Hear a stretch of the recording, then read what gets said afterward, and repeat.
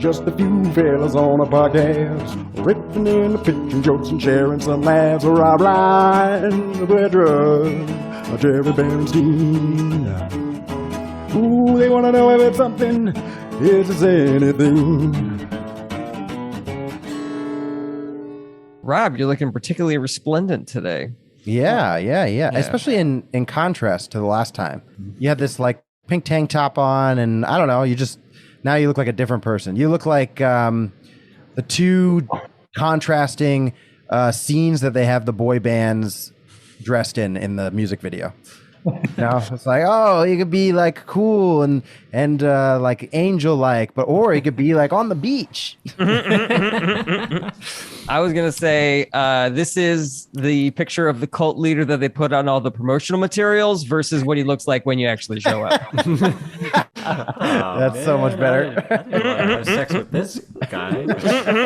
Oh boy, guys, I got a ketchup burning a hole in my pocket. Hey, Liz is here. Hey. Liz, Miele, how's it going? I guess I still have COVID. I got COVID. Oh no. Yeah. Oh Which- boy. Nobody cares. You didn't have COVID I in the care. last I care. episode, did you? Last time you did the episode? I don't think so. Oh, okay. I just want to make sure it wasn't like, wow, you've had it for a really long time. You know, you guys give me COVID. Still have it. I got a kitten and I got COVID, so I'm both gonna I'm gonna cough and have a cat attack me. I have seen at all pictures. times. Oh man, I hope it's long kitten. Yeah, it's long kitten, short COVID.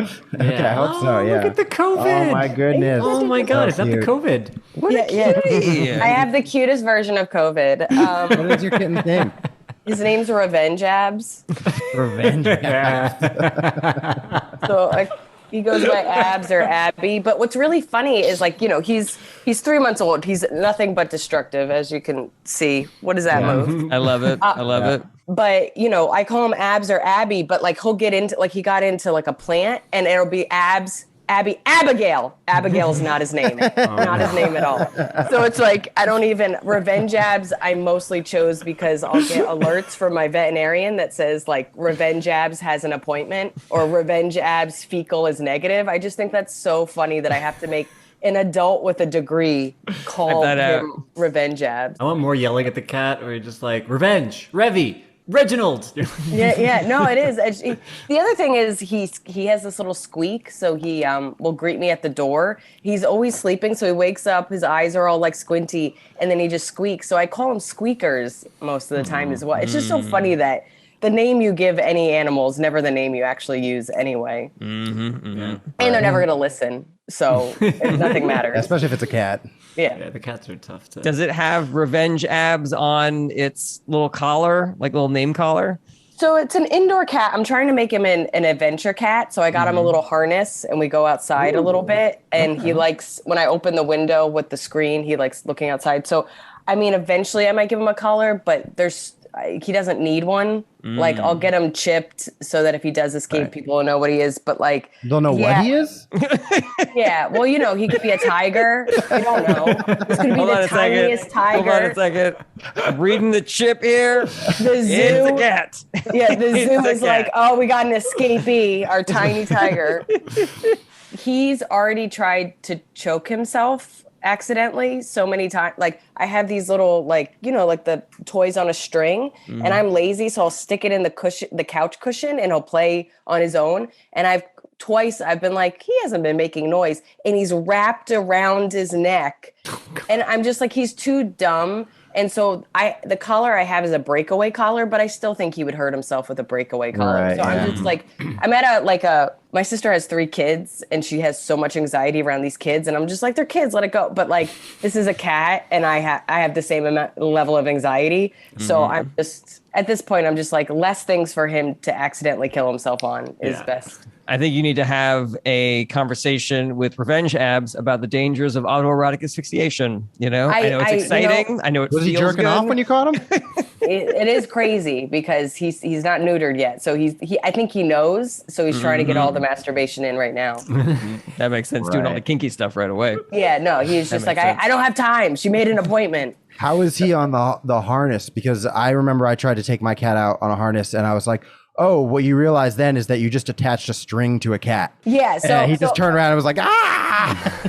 So that's how I kind of trick him to get into it. If I get him when he's sleepy, I can get his arms in really fast and he doesn't know what hit him. But like yesterday, he was in front of the window like all day. And I was like, you clearly want to hang out with birds. Let's do this. And so I'm starting to get it faster to get his little arms in. It's a rabbit harness, by the way. Somebody's like, how do you get like a kitten harness? I was like, it is absolutely for rabbits.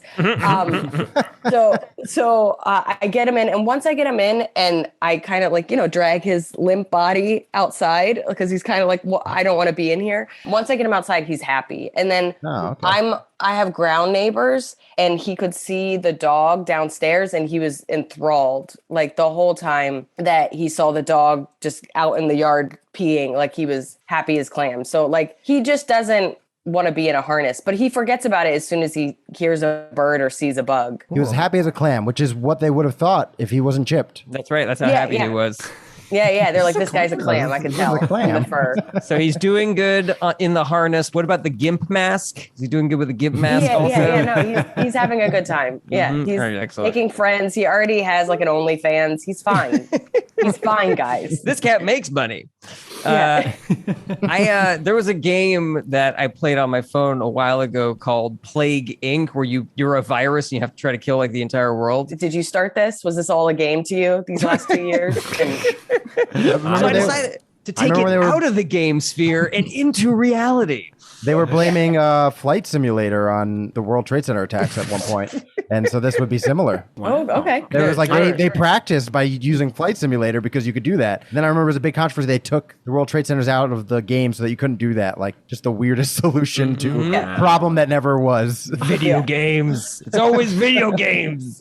But I played this game, Jarret. So What'd you name your virus? I never had any clever names, unfortunately. It was always like Rob's virus or something like that. People name their kids is how you name a virus. Good job. Well, nobody names their kid Rob's kid. They do, but they will. They'll just be like Rob the Second, like or Robson. Yeah, but I think Rob's kid is very fun. Get over here, Rob's kid.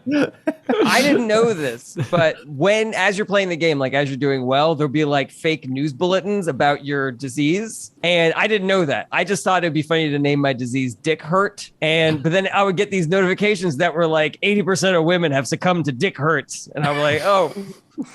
And then it would be like, there's a concert for Dick Hurt awareness. I was like, thank God, about time. And that's the whole point of naming stuff. It really is. It makes you laugh every time. And my favorite part about naming my cat Revenge Abs is this is the first time I've had a veterinarian where it's like an app or whatever. So you choose your cat's picture and you choose your picture for your profile. So my cat's picture, my brother, when I first got it, my brother put his knife next to my kitten's hand. So it looks like the kitten's holding a knife. So that's his profile picture. And then I have a picture from when I was on a military tour. I just had an axe and I'm just holding this like axe. So my profile picture is me holding an axe. And I want the veterinarians to be scared of us. Like I want them to maybe not kill us or be like, just do what they have to do. And you know what? This visit is free. Like we're two tiny creatures trying to act tough. I have a suggestion. Every time you go to drop off Revenge Ab at the vet, I think you should be wearing like a ball gown. Yeah. It's just like the contrast between that and the pictures. People are going to be like, this woman is dangerous. She is a murderer. We got to make sure this kitten is safe. Clearly not mentally stable. And that's really what I want everybody to know about me and my cat is that we're not doing okay. We're not okay. Now, in addition to adopting Revenge Abs, are you also like working towards Revenge Abs? Are you mad at an ex or something that you're working on? I'm not mad at an ex or anything, but I am single. And I think in singlehood is when I am my most fit because I have all this free time and I haven't been on the road in a month and a half. So I go back on the road in like 2 weeks. So I've been going to the gym consistently and I'm single. So what else am I going to do in my free time other than, just keep giving nicknames to my cat? So I am the fittest I've ever been, but there's no malice in my heart. The term came from, everybody knows the term, but like it became an inside joke between me and my old roommate because he got some girl, I don't even know if dumped him, just like gave mixed signals, and he was mad, and he was like, I will get revenge abs. And so I would just check in on him all the time. And then every time I was upset about anything, it could be work, and he'd be like, how's work going? I was like, I'm working on my revenge abs. So like, he'll book me after that. So it just became this inside joke for years, where I just thought it would be funny to have, instead of even getting revenge abs, you just have a cat that encapsulates how you feel. See somebody, if you see your friend with like a beer gut, you're like, oh, you found happiness. Yeah, pretty much. I mean, that's how I feel about anybody that's not at the gym. I'm like, good for you. You love yourself. All right. Anybody else got stuff for the catch up, everybody? I know Jarret does. Yeah, I don't know, guys. I am okay. So here's the thing.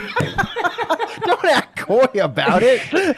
No, but I'm just like, I'm kicking myself. I'm just like, I'm angry at myself because like I didn't want to just say that thing about who else is a catch up. I just have this one burning a hole in my pocket. And so I'm like, when's a good time to move on? When's a good time to move on? But is it now? I don't know. I'm fighting Yeah, you're the guest. Okay, I have something to say. I'm fighting my instincts to like just keep the show moving with my instinct for Jarret, don't be an asshole and just try to move on to your thing. All right. And so I'm just sitting here tortured. And then as soon as I said anybody else got something for the catch up, I was just like, bravo. Oh, you did it. You did it, man. Great job. Jesus. So much behind that. Such torture. Yeah. Yeah, God, you can see so unnecessary. I got We're a so happy giant. to hear your Yeah, I want to hear about your I got a things. giant thing of I got gray another hair to that share. sprouted up behind my head because how stressed out I was in those 5 minutes. Okay, so I'm just going to say this, and then we can go back to having a regular ass conversation where I'm not worried about that. So I volunteer for an organization called Run for Something, where we try to find young progressives to run for city and statewide offices. And it's a great organization. I'm a big fan of it, not just because I love the work that they do, but also I love how easy they have made to volunteer for them. Like I log on, I do my work, I try to do as many hours as I can, blah, blah, blah. After the Dobbs decision happened that struck down Roe versus Wade, the website has been like flooded, and I have like 5 times as many calls to make as I normally do, which is really exciting. Like I have these big blocks. Like tomorrow I have like 6 calls, like with a 2-hour break in the middle. I'm just gonna be like, all right, I'm meeting new candidates. Yeah, I'm excited about this. So that's dope. I love that. But here's the thing: as sort of like the tumult of Roe being struck down is like hitting people, it's having like a big reaction on people being very upset that this is happening, but not being upset at Republicans that did it, but being upset at Democrats for not stopping it. And I've made a couple of videos about this because I'm just like, this is completely insane. Like you guys should be so mad at Republicans and not Democrats. But the thing that's driving me crazy is everybody's like, well, if you want to stop this, we got to vote for more Democrats so that we can do all these things and like save the day. And people are like, just stop telling me just to vote. I already voted. I already did vote, blah, blah, blah. And so there are these 2 analogies that I think work really well for this. And I want to get your guys' opinion on this. The first is that it's a little bit like when you tell you give a kid like medicine, and then like the next day you have to give him the medicine again. And he's like, I already took it. And it's like, no, this is something you have to do a couple of times, or it's like, I already voted once. And it's like, yeah, okay, well, this is like a regular thing. That's number one. Right. Number 2 is and I hesitate to say this one because it might seem a little insensitive to the plight of women, but it feels a little bit like the not all men thing. Because voter turnout in this country is terrible. It's like 55% for presidential elections, 40% for midterms, and like 25% for primaries. It's pathetic. And so when people are going out there and being like, you got to vote, guys, you got to vote. And people going out there being like, I already do vote. It's like, well, we're not talking about you then, where it's like when Me Too was happening and women were like, men are catcalling us. They're making us feel uncomfortable and it's hard to work with them. And these guys were going, not me, not all men. And it's like, okay, yes, but yes, all women, So it's like, yes, all Democrats need more people to vote. I don't know. Those are my 2 My things. first instinct when somebody does that would be like, that person definitely didn't vote. Well, I would say whenever anybody's defensive about anything, it would be like, if you knew it didn't apply to you, why are you getting upset about it? Yeah, like then it's not you. You probably know it's your friend. It's definitely your friend. And you should think about your friendships. And maybe you. Maybe it's just a method to find out who actually didn't. The Democrats that didn't vote is just you go, hey, you should vote, and if they go, I did vote, you're like, oh, okay, you did. You're like, oh, okay, cool, you didn't vote. It's weird how 76% of you said I did in the primaries. I feel like You know what I learned recently that was so helpful and clarifying? Like, you know, when they have polls and the polls are like 90% of this candidate's going to win, and then they don't win at all. And they're like, well, why are the polls so off? Well, it's exactly what you're saying. Like, the polling is everybody, but voting is just the people that vote. So anybody can take a poll. Anybody could be like, yeah, I'm going to vote for Biden. And then that's a person. But if that person doesn't vote, then that polling isn't accurate. And I know that sounds so simple, but I never even thought about the fact that we're not polling all voters. We're polling everybody in America, and not everybody, like you said, in America votes. And it all of a sudden clarified why polling is so inaccurate. And also, prank calling is just so fun. So somebody calls you, they're like, are you going to vote for a Democrat? And you're like, yeah. So yeah, that's the thing I really wanted to get off my chest. I would offer you this analogy: is it's not like circle, circle, knife, knife. It's not like a cootie shot when you vote. Circle, circle, knife, knife. Now I've got it all my life. It's not rules like that. Like, you have to vote every time. Yeah, you really gotta maintain. And obviously, there's the thing of like, some of this is psyops. You know, like some of this is people, you know, bots being paid to be like, voting doesn't do anything. It's complete butter bullshit. You know, blah blah, trying to de-incentivize liberals from voting, and then more Republicans will win. Can I say this though?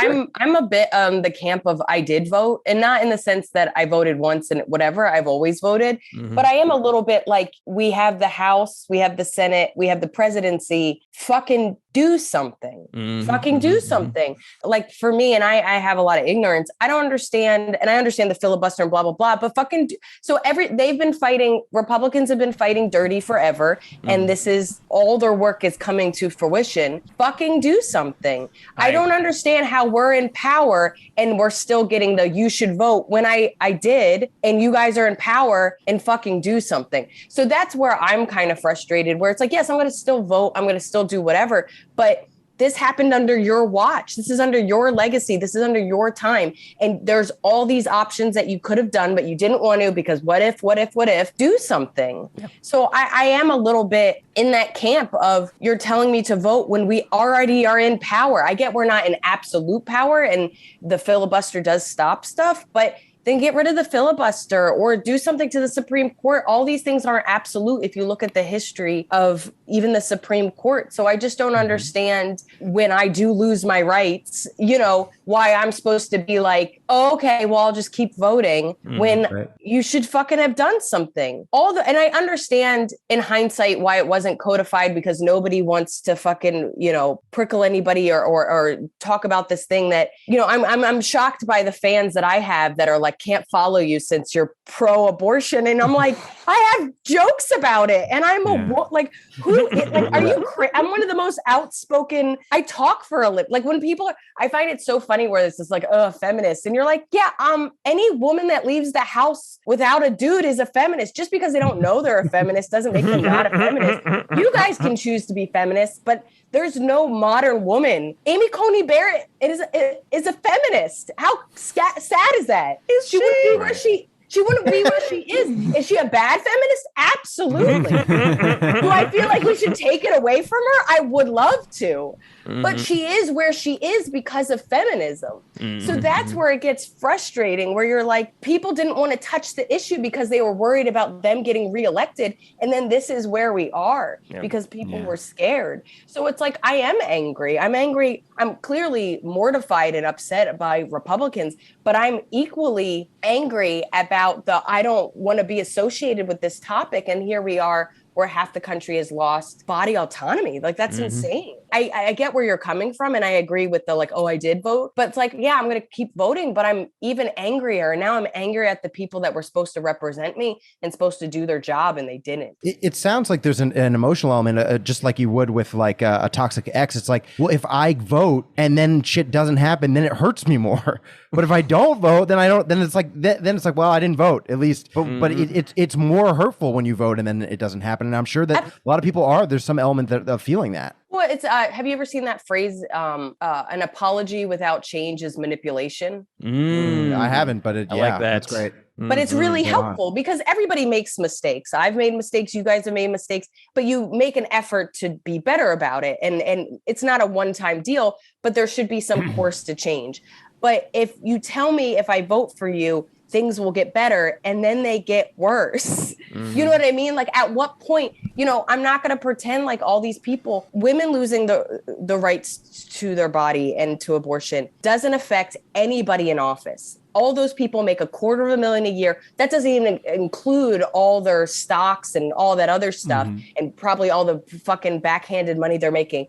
But they'll be fine. They have health insurance forever. Their kids will be fine. Their grandkids will probably be fine. This does not affect anybody that is making laws at all. So where is their urgency? Where is their course of action when they will be fine and everybody in their circle will be fine? And that's where it starts to be like, we are being run by people that don't actually care. I mean, we've always known that, but it's even more where like they didn't stop it because it doesn't really affect them. Liz, I'm really surprised that you have such strong feelings about this. I have some thoughts about what you said. I don't want to completely monopolize the conversation, though. So if anybody wants to jump in.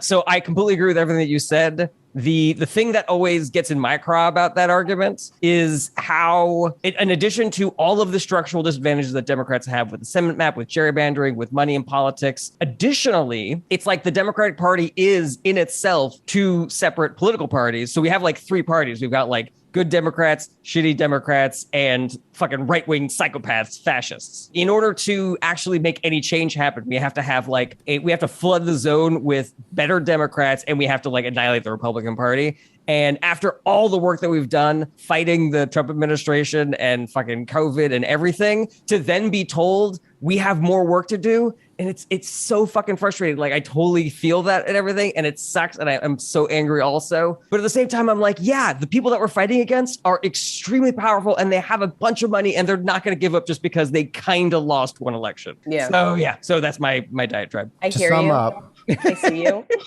Fool me once, shame on you. Excellent call. Fool me twice. Fuck you, I'll still vote, but fuck you. Yeah. Yeah.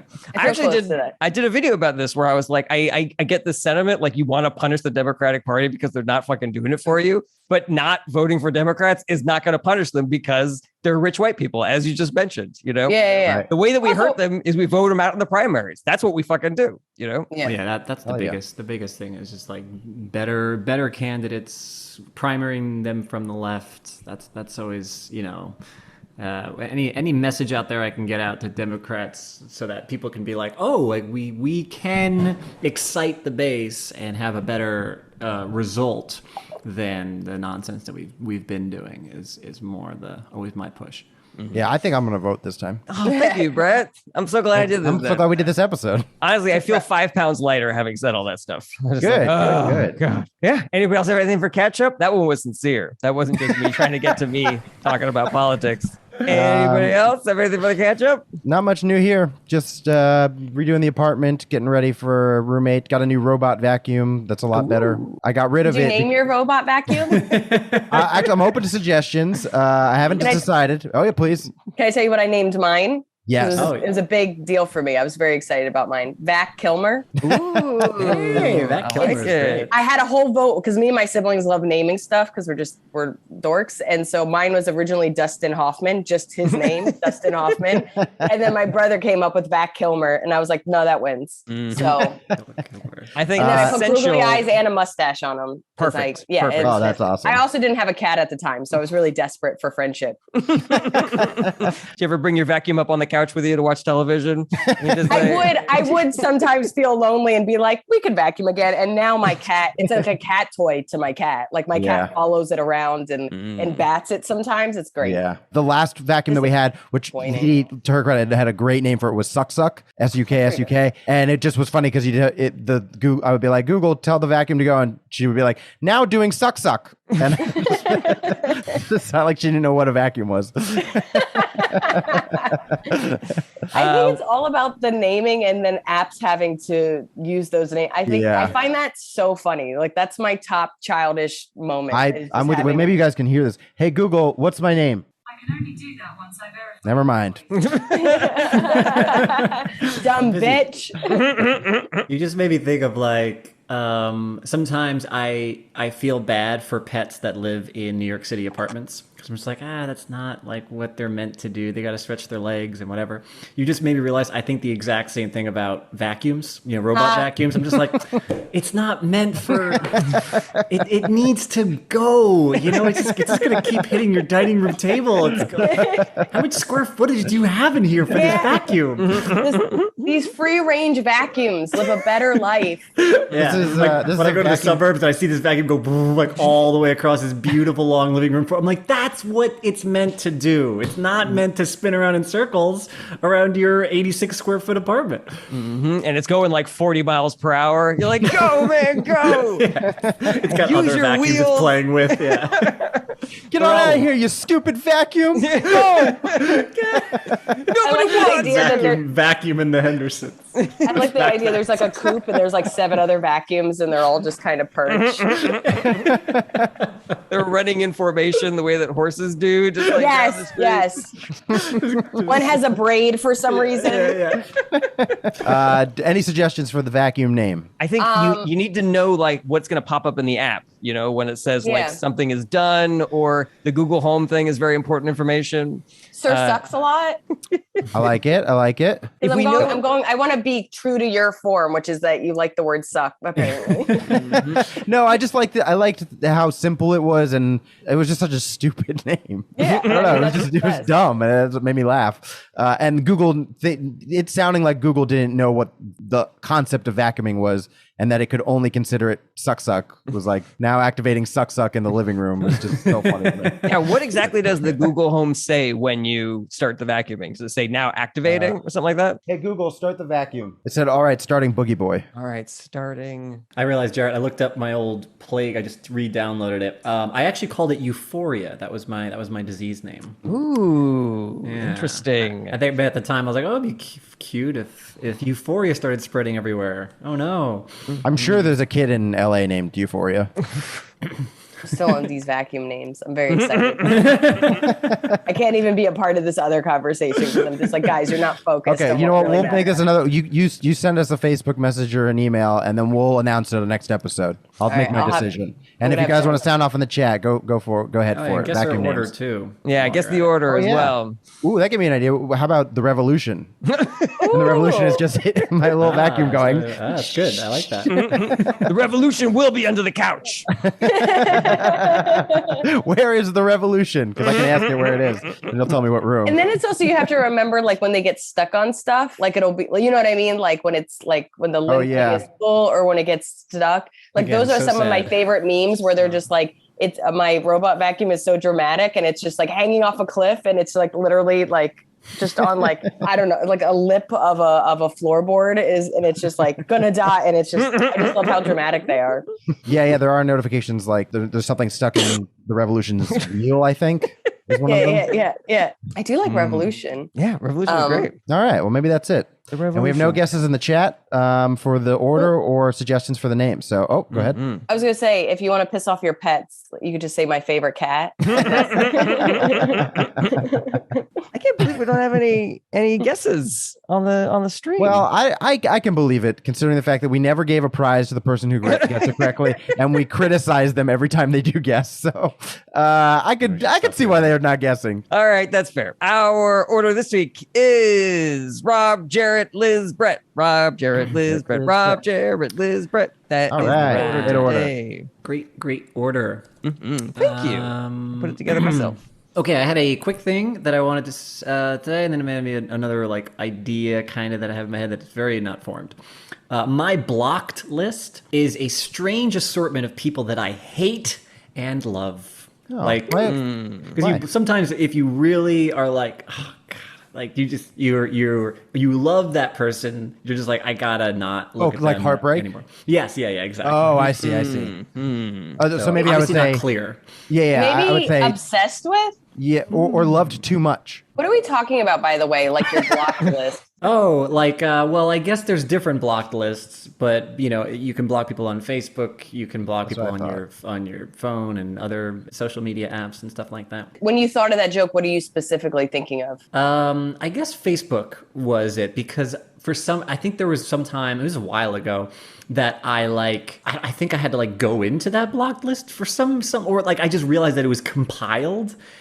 it on Facebook, and I forget how exactly I got into it, but I just started seeing some names, and I was like, whoa, like just a lot of emotions were like popping up of just this strange. I was like, oh, I fucking hate that person. I was like, I think I like that person too much. It was just weird, and I had to get rid of. It was just like a very like the emotions were. I was like, that person fucked me so bad. I was like, I gotta get out of here. It was a terrible. That person wouldn't let me fuck them at all. I also find a man's blocked list so diverse, and mine is just people I'm scared of. You know what I mean? You know what I mean? Like people that have stalked me or harassed me, or you made me feel Such like a contrast. You know what I mean? Like yours is just like, oh, they didn't return my text message, or he owes me money, and I'm just like, might murder me. Like I'm like, good for you for having a diverse group of people you don't want to talk to. Rob, probably some people on your list are people that you had to block in case you murdered them. Yeah. That is really funny. Yeah, because like you what you're saying is like it's very overt. People just coming at you aggressively, and you're like, there's whatever, and then everybody below that in between you can handle. But I'm almost being like, no, there's a weird mess. Do you feel it's because emotions.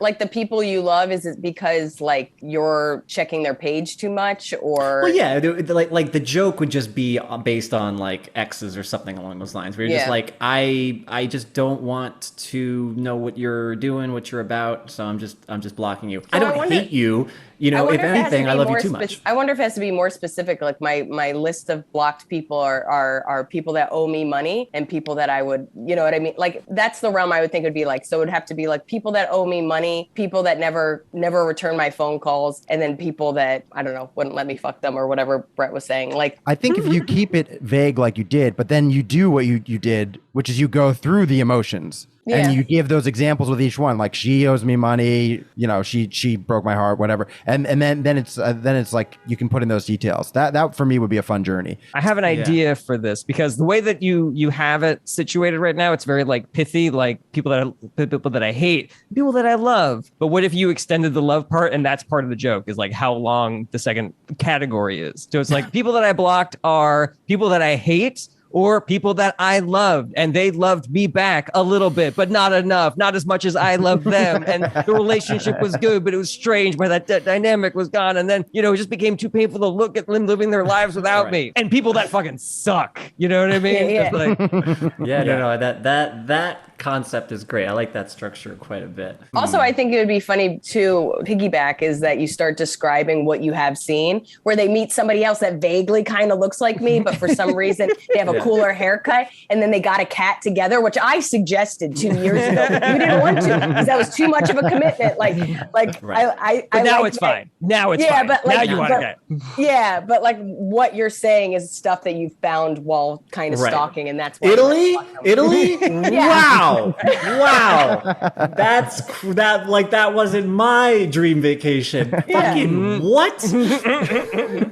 I wanted to pitch this to you guys as well. This was just an idea where, men will say things to let's say their significant other that sometimes just fucking hurts. Like they have no idea. Like they just very quickly can say something that's really hurtful. Because I think men are very they're a little too casual. They don't realize some of the things that they're saying can hurt a woman emotionally. It could be simple, hey, do you want to do this weekend? Like, no, I don't want to see your sister. And you're just like, God, why would you fucking say that? Just things that you said it so casually and coolly, and yet that hurt me so much, just something like that. But women, unbeknownst to them, they can say things about time or money that hurts men so much too, and they have no idea either. So it could just be like, hey, like that was fun. Why don't next weekend we do a little trip like that? And the guy's like, fucking God, that's so much money.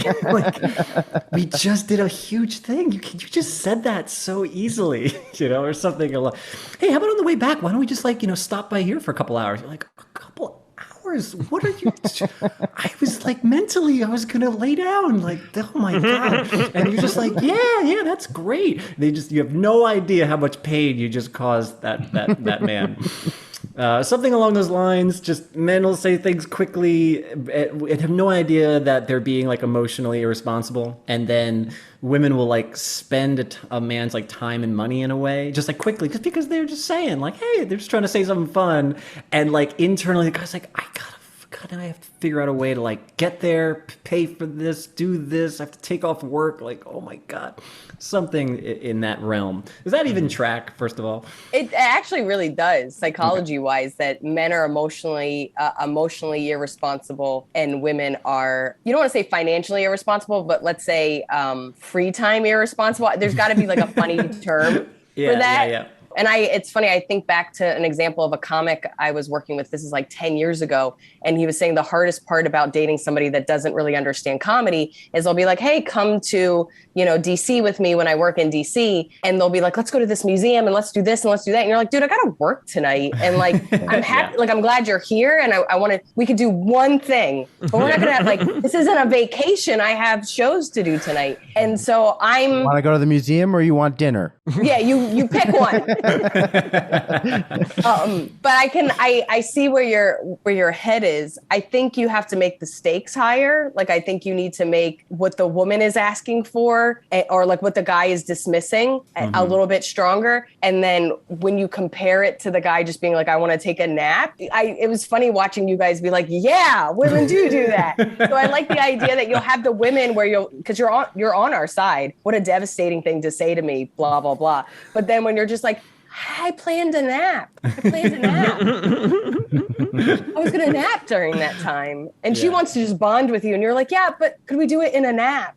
Like, what if your suggestion is like, well, how about we go visit my sister in Europe or whatever, you kind of try to combine the things, or like, I would like to throw that into the mix to see what the reaction would be, or whether it would be some kind of solution or something like that. It came a little prematurely with this because I was like, well, I don't really have a good example, but I almost kind of wanted to do it that way, where I really just wanted like a proof of concept first. And if I could, what I would like to do is, I don't want to blame men or women in this. Like, there are times when men are just kind of saying things and they are truly not attempting to hurt anybody. They're just answering the question as presented to them, or they're just saying what's on their mind.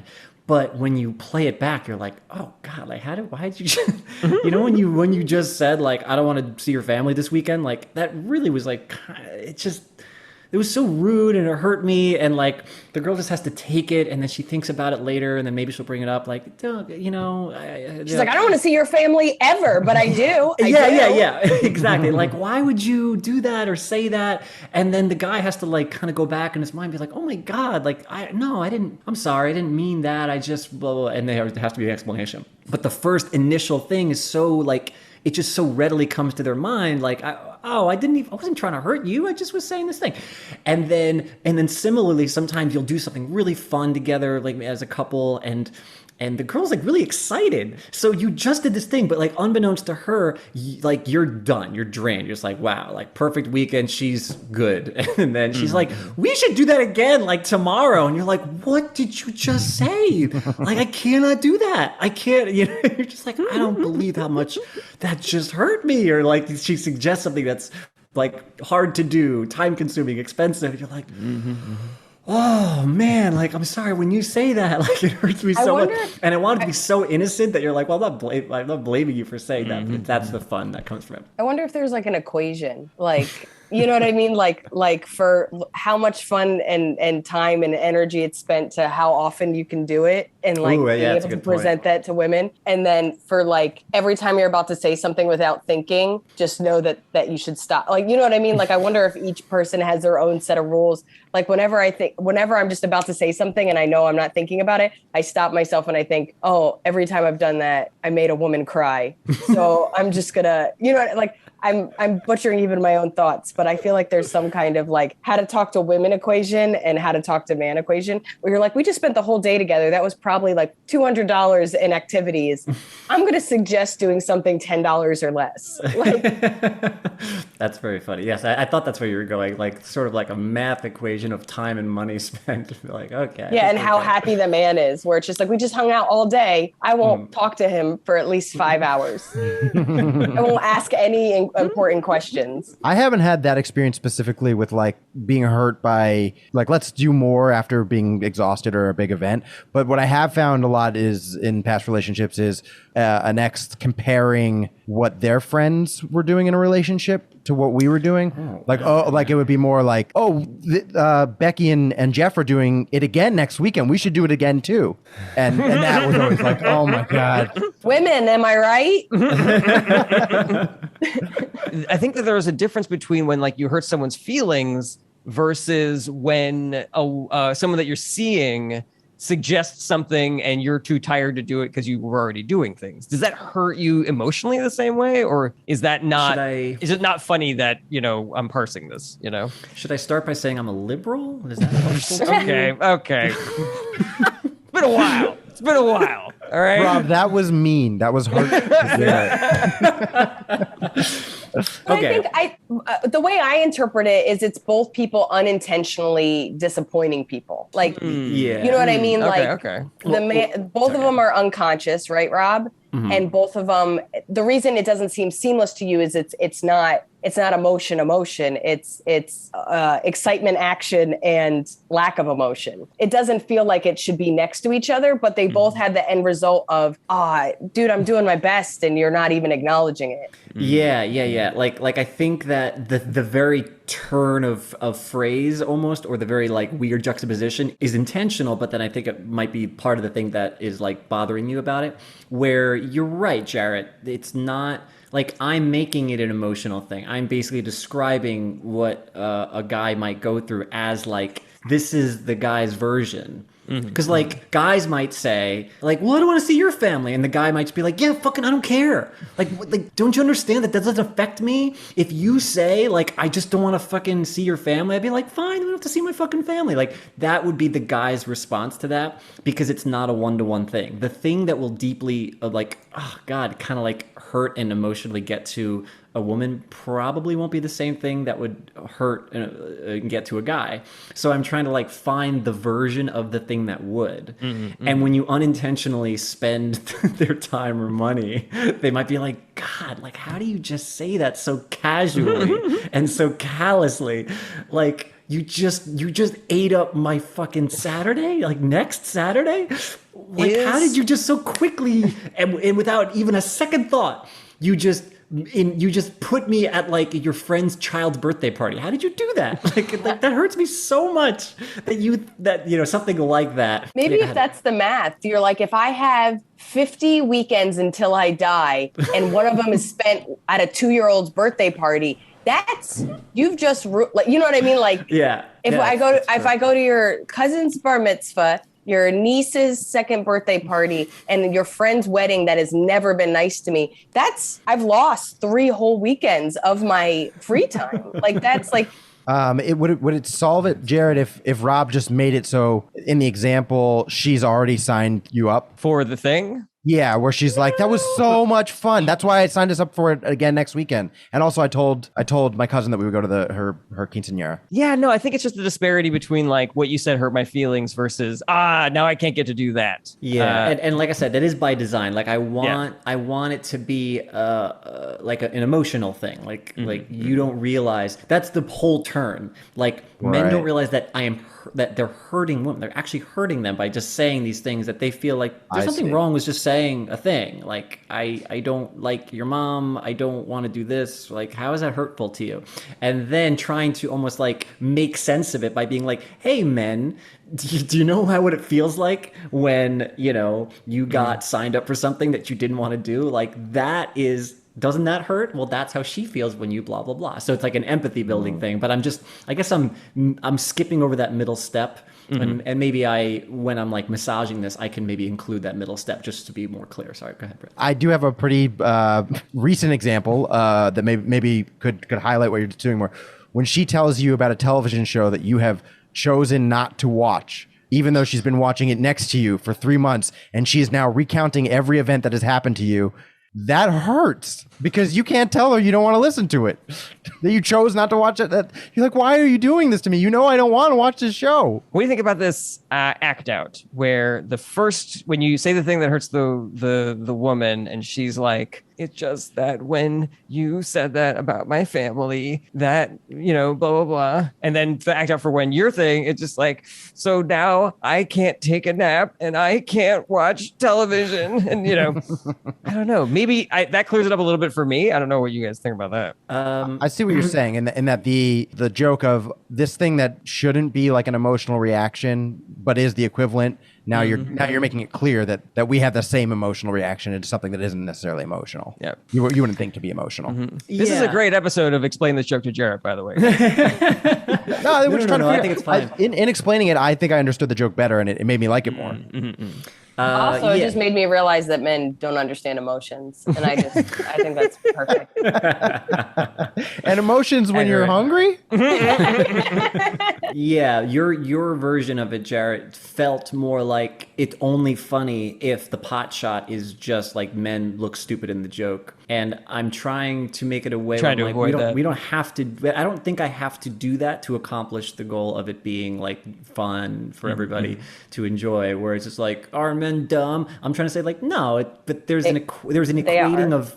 Yeah, well, they are. we can agree with that. I mean, like I feel like you're trying. Now not I gotta to do explain that. the joke to Liz. Liz like, wait. I'm sorry. I thought men were dumb. I was pretty sure men are dumb was the punchline. Okay, I'm sorry. You start again. We gotta start from the beginning. I'm sorry. I actually hate it. I have trodden down strange territory before. I think I could make this work correctly for me. I appreciate all the feedback. This is good. Great job, Rob. And next up, we got Jarret Bernstein. Okay, I got two half-formed ideas here. Let me know what you guys think about this. Sometimes a shitty dude will show you his muscles and be like, want 2 tickets to the gun show? But what if there was a guy who had huge arms and was trying to give away tickets to a gun show? Like everybody would just assume that he was being a dick. He'd be like, do you want tickets to the gun? Yeah, I get it. You lift. All right. Leave me alone. All right. That's half idea number one. Any thoughts? I like it. I had a joke like this that I was trying to work out a while ago. The best I could get to was like, it sucks if you're trying to sell or you're trying to actually sell tickets to a gun show because you're like, hey, 2 tickets to a gun show, or you're trying to buy 2 tickets and the guy's just like, and then you're like, no, we're trying to go to the fireworks demonstration, and he's like, oh, the firearms demonstration, because these arms are fire. That was the best I could come up with. But I don't know. I like the image of a guy with like huge arms just being like, why would anyone take my tickets to the gun show? That is very funny. It's right over there. That's where it is. There are 2 entrances. Also, this is ignorance. What exactly is a gun show? If you think about like gun reform and stuff like that, like I know there's places like that you can go and get unregistered guns or whatever. But like, I wonder if there's something where it's just like I have 2 tickets to the gun show, and then it's like an undercover cop, or like, you know what I mean? Like it just takes this weird twist where it's just like, no, it was about weightlifting. Like I don't know. There's like, I do really like that because like gun shows are these crazy, awful like loopholes as far as gun sales are concerned. You can, there's just a lot more looser restrictions as far as what you can. So it would be, there is something funny to me about like a very, a political activist who is talking about the gun show. You're like, you want 2 tickets to the gun show? Like, this is the problem with America because, people could have access to, they're just getting very upset. What? So they won't run a background check on me? Is that why I would want 2 tickets to the gun show? No, I just wanted to show I have muscles. Yeah, and he literally is just like, no, my gains. You don't want to see my gains? I heard women like strong men. Maybe there's no ligament there. I'll give it a go. This one is just as half-assed. So racism never went away. It just became less popular. It's like having a resurgence now, and so are bucket hats, which makes me wonder, like, does racism cycle like other trends? Like, was there a hipster at a used clothing store and was like, this racism is only 80 cents? I'm getting it. I'm totally getting it. I'm going to wear it. I think it looks all right. I like this. Really? Yeah. Really? I like the concept. Yeah. I love like Yeah, I like hipster racist. Like, oh, you're racist? Name the 5 best stereotypes. What are your 5 best Supreme Court decisions? Also, like fashion comes back around. So like the 90s is back. And what I find fascinating is I just never updated. So I've just been dressing the same way I did when I was in like middle school. So like people are like, oh, I like that. I'm like, I've had it since middle school. Like I haven't updated. So I like the same idea with like racism, where it's just like, where somebody's just like, yeah, brother. And you're just like, oh, cool. I like, this is who I always was. And I just get to be it fully. The same idea that like bell bottoms are like coming back. You know what I mean? So it's just like somebody would be like, oh, where'd you get that? And you're like, oh no, I've had it since high school. So like the same idea where you'd be like, I love what you said about the Jews. Where'd you read that? Yeah, exactly. You'd be like, forever. No. I started it. Like I was the first. So like, I think there's something about like, I'm not trending with racism. I started racism and now it's cool again. So like kind of, I've been wearing this racism since middle school. Also, me and my sister have this joke, like I love vintage stores and stuff. And so I'll show her something I got at a vintage store. She's like, ooh, super vintage. And we're just like really stupid about it. But I love the idea that you're just like, women shouldn't vote. And somebody's like, ooh, super vintage. like the same way that people talk about like flea markets or thrift stores is how you're talking about racism. Where you're just like, you know, the Jews control everything. And they're like, ooh, vintage. I like her ideas. Did you go to fresh a dumpster? Did you find that out of a dumpster? Or where'd you buy it? You got your beliefs out of a dumpster? I like that. Yeah. It's really funny. They did. Ooh, members only jacket. And that's how it should be. Members only. A white members only jacket. How about that? I love, like you and your fiance, you go antiquing, but it's just like a biker bar, a clan rally. You're just like, oh, we just had like a fun little Saturday, you know? I picked up the like you should go home, like immigrants should go home, like you know somebody like what you found, and it's like all these like hateful ideas. Yeah, and then on the way home we got her a back alley abortion, you know, just like a whole vintage day, you know, everything's coming back around. Yeah, that mixture of just fashion, like anything that you can do with that, where it's just like, oh yeah, the jeans come up to your belly button, and there's like a Confederate flag stitched on there. It's really cool. You're like, oh, how chic. Not like those sand N words. I mean, chic, like. Well, you got to dig in if you're gonna do it. Oh man, I feel bad now. Yeah, this is Jarret's joke. You technically said that, Jarret. No! And you didn't even start it with that you're a liberal. Oh no! I need to always say that. Always say that you're a liberal. Always say that. This gave me an idea, just a kind of separate idea, but the fact that it used to be like being racist or just talking about, you know, racist things was kind of like just talking about the weather. It was just like, you know, it was just common culture. When climate change happens, talking about the weather will be like as fucked up. Ooh, that's remember funny. we could just talk about the weather. Oh, it's nice out. Hey man, don't say that. Don't say that. People died. People have died. Or it's a nice sunny day. Do you know what that sun has done to people? This is LA. We haven't had rain in years. Like, or it's like the other side, like, oh, it's a little hot today. Oh, is it? Is it because of gas? Is it that why? It's because you're driving my car too much and now it's hot? Okay, pal. So I own that idea the same way that I own when Rob said sand N-word. You have to say both, though. You have to say both. Package deal. Feels getting worse The all chic the and they have time. the whole thing. You got to do it. Any other thoughts about this? I know they're both kind of like half-assed ideas here. Brett, your idea, like almost by itself, is so funny because it's almost like a... My idea, like sorry. Oh, My idea, Jarret's sorry. idea. But concept-wise, I love it, Jarret. I think it's great. The Yeah, both funny racism, ideas. Cyclical racist, it's great. It's very, very funny. Yeah, I think it's a great concept. Yeah, I leg think both warmers these are funny. Use leg warmers. That's Thank my you. girly. Yeah, leg warmers is solid. Bell bottom. Can you put a snap bracelet in there somewhere? Yeah, snap bracelet's great. Thank you very much for the notes, everybody. Appreciate it. Got it. Great stuff. Woohoo! All right, next up we got Liz Miele. But before we get to that, just want to remind everybody to check out our Patreon, patreon.com/ITAPod. Exclusive tiers, episodes for fans only that are not dirty. Ooh. There's no nudity in our OnlyFans episodes. Yeah. Join for as little as a Meow. Not a lick of sex. We're showing the regular amount of skin.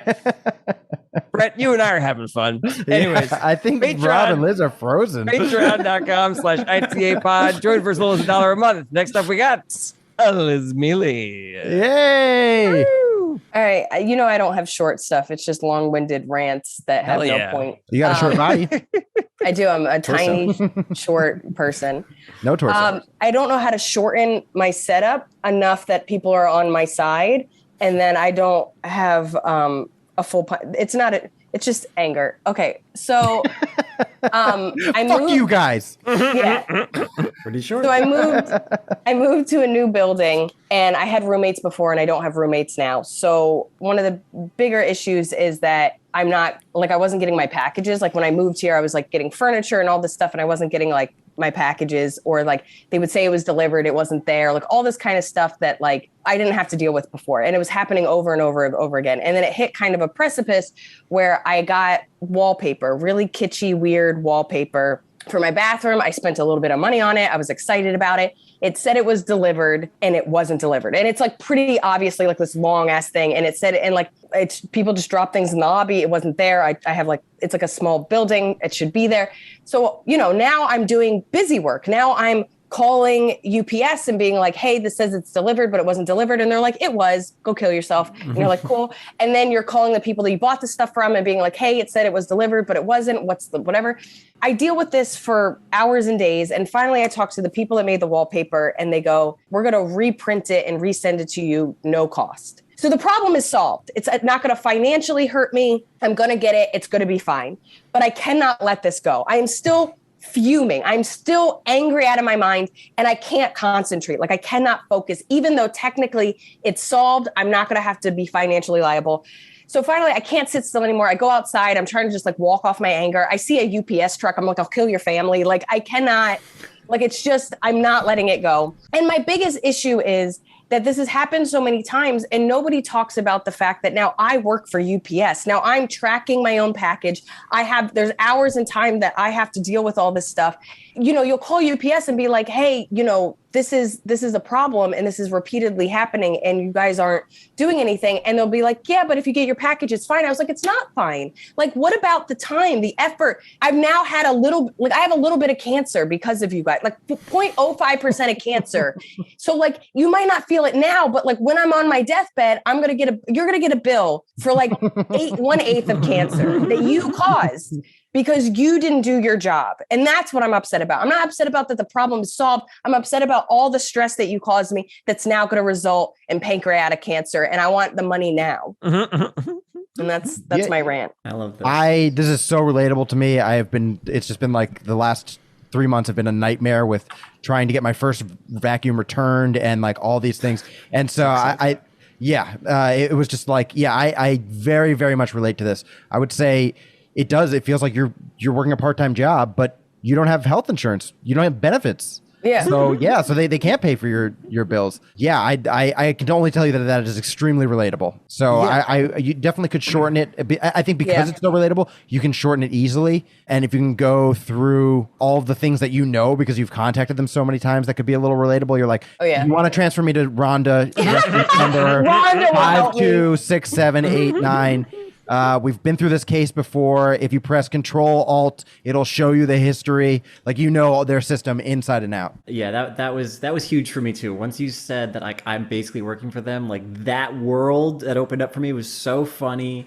This idea that like you just have the inner workings, exactly as Brett said, things that you could suggest, just things that you know, you're like, but I know this tracking number now. I know their system so well. I'm doing this, and I'm basically. I even like the idea that I know the delivery driver, where I'm just like, it's Ben. He's a good guy. He's slightly dyslexic, so I think that he might have delivered to this other thing, and that's fine. But the point of you know what I mean? I like that. what if this is completely fictionalizing what you're talking about, but what if at some point they ask you to go to some address that your package got to, and there's so many packages there that you are unconsciously sorting the packages for UPS. So it's you were just looking for your package, but then you're also like, well, these are the same zip codes, so they should go together. Something like that. And this is true. So I had a bed frame that they said was delivered. Again, giant bed frame, and it turns out it was the dyslexic version, like it was down the block and it was delivered there, and the super there is the super here, so he knew about it,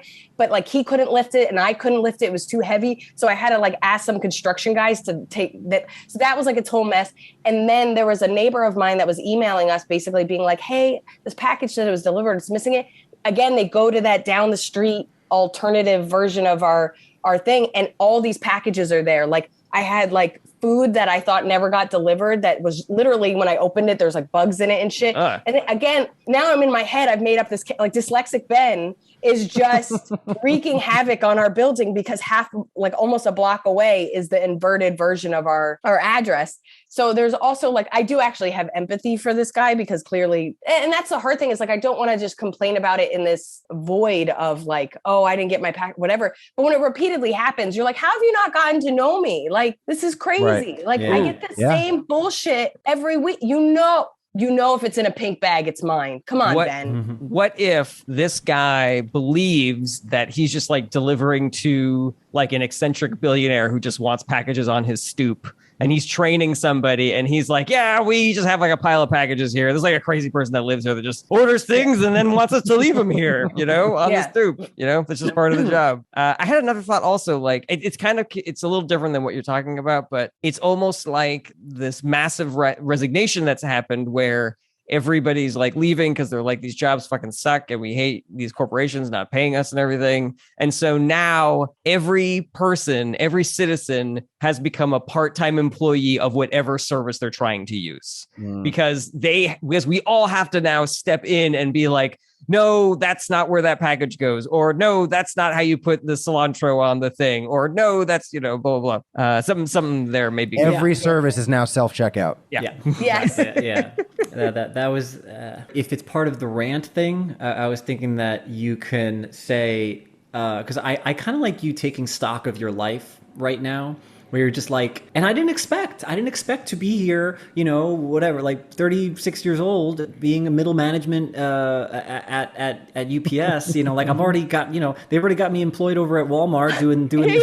I can't solve my own problems. I can't solve the UPS internal problems of this. I'm not paid enough. Like I do like the idea that like, I don't know what I'm doing in my own life. UPS, I can't be middle management for a company that's not treating their employees right, let alone their customer. Like, right. And then if you had like a career meltdown, but like within the UPS, you're like, do I want to move up or am I happy with where I am? I'm not actually 100% sure. I've been doing this for years now. What if I've got my own things to do. What if when you're on the phone with someone at UPS, they tell you why they're having trouble solving your issue? And so you then reach out to like their person to try to solve their problem, or just like, I'm sorry, listen, this is my 5th shift this week. I'm not supposed to be working right now. It's just like, well, who's your supervisor? Have you talked to Rhonda? Yeah, exactly. Yeah. Listen, I got a time off form here that wasn't honored. It's like, who is this? My name is Liz. I'm waiting for a package. Yeah. I also like the idea of like, it's affected your life so much now that when you walk down the street, like I like the fact that you saw the UPS guy, you're like, kill your family. I thought it might be interesting if you see all of the flaws in their system now. It's like, now when I see a UPS guy deliver, I'm like, you're not supposed to do that. You're not supposed to just leave, sir. You're like, you're critiquing how they're dropping the package off. You're like, this is why this happens. What is the tracking number on that? You're supposed to call the individual and you're just upset third hand. I wonder if there's people. something you can do with door tags, like the same, like I'm leaving door tags for people. I leave door tags on the UPS truck, or I'm just like, is that really where this is supposed to go? Or like I'm leaving my tracking number for them. There was 2 other things. I mean, I don't want you to have to shorten this setup at all if the world that you're creating is just very rich and there's always something like fun to kind of chew on.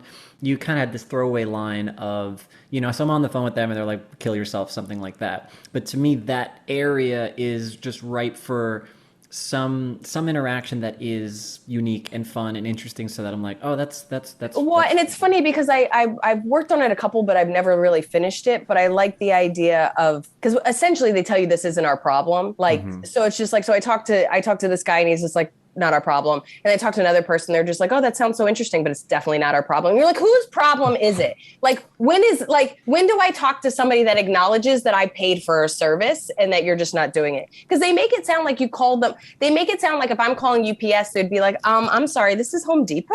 I don't know.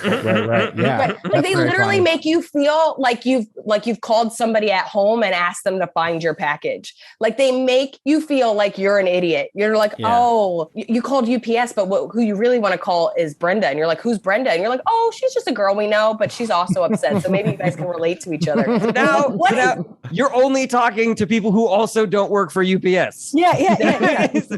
They have completely outsourced their customer service to the customers. I really like this idea of, you know how like this isn't, you may have made this important to you, but this is not important enough for it to become part of your life. You're like, sometimes it is. Sometimes a parent has a kid who gets cancer, some rare form of whatever, and then that kid like dies of that cancer, and then and then there's like heroic story of them like, you know, going into that field to find out like more about this, like medical research. And then I became a doctor and now I am the forefront of this, whatever. Like that can't be my story. Like I wanted wallpaper. So now I have risen up through the ranks. I just wanted my package and now I'm the CEO of UPS. Yes, exactly. I don't know how, but like I need it to be related to the specific thing. I love that. Of like, it's you also made it your mission to do this thing, but it's not noble. It's stupid. Yeah, it's also like the people that learn the law so that they can sue the oil company that poisoned their whole town. That's yes, exactly that. That's less inflammatory of an example, and that's what I meant to say. You know, it's funny. Like sometimes, so God damn it, Brett. So funny you said that. No, because no, it's really funny. It's really funny because I will like. I am the Aaron Brockovich of UPS. Is there a way we can do that scene where she tries to give him the poison water? She's like, I hope you're enjoying that water. It came from Springvale or whatever. You're like, did you get your pack? I sent you guys the affidavit, but I sent it UPS. And they wouldn't make a movie about that, you know. They're never gonna make a movie about my concerns. Julia Roberts will not win an Academy Award for the heroic struggle of a woman trying to get her wallpaper. Now, in this version of Liz, does she ever get like grinded down by the system? Like, does she think she's going to change from the inside, but then 20 years later she just becomes Rhonda and she has no idea? Rhonda with she's like, you just scan the barcode. You're like, no, she's become everything she's ever hated. I was thinking, what if there's that scene like at the end of Schindler's List where Liz is an old woman now, and there's just like all these people in this room who have their packages because of her, and they're all showing her the things that they got, you know. She's sitting there crying. Like, I love this so much. Just thousands of packages. A blender. Wallpaper. Also wallpaper. Is that a cheese grater? That's such a good quality cheese grater. Thanks, guys. That was helpful. All right. Thank you, Liz. Great bit. Next up, we got Frederick. Brett did the rare self-intro. An old joke that I don't think would actually work today, but I just want to say it was how come they only turn action games into or action movies into video games? It's always like, oh, The Matrix or Mission Impossible. I want to play Aaron Brockovich. Yeah. But now they kind of make games into movies, and then also they do kind of like they make games where you could be a disease. So it made sense when I wrote the joke in 2014 or whatever.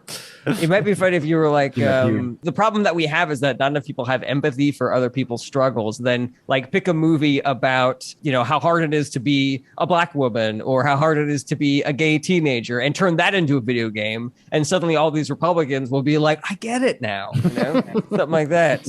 I still like the joke, even as is, Brett. I still think it tracks for me as far as like the big box video games, like, not like little downloadable things, but Although my brother got into a video game that was about like a couple that got divorced and then they shrank in size and then they Oh, yeah, I had played to- Oh, that. it takes two. Yeah, It's a great game. I was like, what? Like I was like watching my brother play this, and I Must was be like, great. yeah, he was like, yeah, I really feel like I'm getting closer to my wife, and I'm like, what? Like it seemed cool, and he loved it, and whatever. But he was like curious because it was like voted one of the best games, but I'm just Yeah. like team building and communication. I was like, I mean, this is great. I hope more men play it, but what? It's a great game. Me and Kirsten played it like a year ago or something like that. And you guys are getting married now. And now we're getting married. We were this close to breaking up. We were this small. Small, and now we're this big, and we love each other. I kind of want to use that idea now because I really like the idea of like a Republican playing a video game, being like, "How did you get past the institutional racism?" Oh, you don't. You can't. Yeah. The way that you're You like, need "How a did you-" special code. Yeah, exactly. Well, we said it during my turn. Ah, shit. This is your turn now, Brett. Yeah. Sand N word. Yeah, you like it. Damn it. Now you did say it, Jarret. Oh, you want an inside baseball joke, or you want basically like a real quick thing that's maybe probably a tweet at best? I hope the inside baseball joke is about inside baseball. I don't know. Yeah, if it I think we You should ever play seen baseball it? inside. You ever seen the inside of a We do it baseball? outside. Whole joke. Excellent. I love that joke. Weird in there. You ever cut one of these open? The inside of a baseball is weird. Inside baseball. Inside baseball. Okay. Yeah. I was watching a comic who is a really good promoter on stage, and that comic was struggling. And I was just thinking, hard work beats talent when talent doesn't work hard. But I really wish they booked talent because right now hard work is bombing. I like it. I wish that there was a way to do an act out. I wish that there was a way to see like what that comic was talking about. Like When you get up every morning and you're just like grind, grind, grind, and then you get on there and you check your socials and see how your engagement is, and then you're looking at your analytics, and then you're networking. People are like, this is not good. it's not funny. I don't enjoy this. What if this And then guy's you're doing a stupid, show that you couldn't get on? And the reason why you couldn't get on it is because you don't have that guy's hustle, but you're obviously a Right. better comic. And so you go to right. see him do the show and he's bombing. And you're like, man, hard work really does beat out talent, but goddamn, hard work is fucking not funny. If you think about what promotion is a facade of what is actually happening. So there's something funny about like he's technically bombing, but when he posts about it, he killed. Right.